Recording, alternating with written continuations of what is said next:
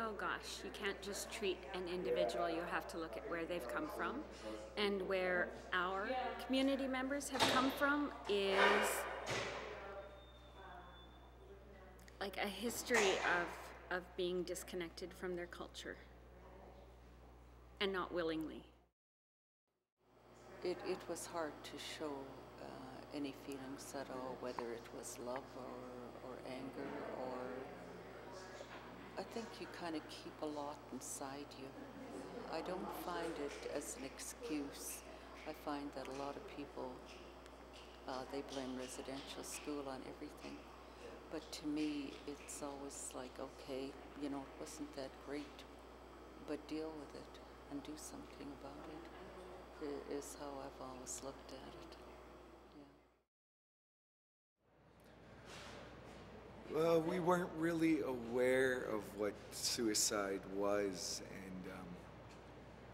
things that happened during residential school. A lot of people kept it quiet because of the abuse issues that were taking place.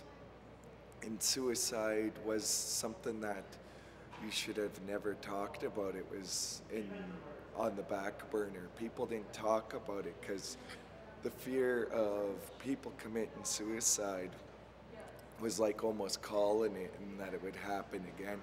It was so traumatic to people that it hurt people to talk about it. And it's still like that today, that they don't want to bring up that their son committed suicide. My cousin committed suicide. My uncle committed suicide. People that committed suicide. Nobody wants to bring that up.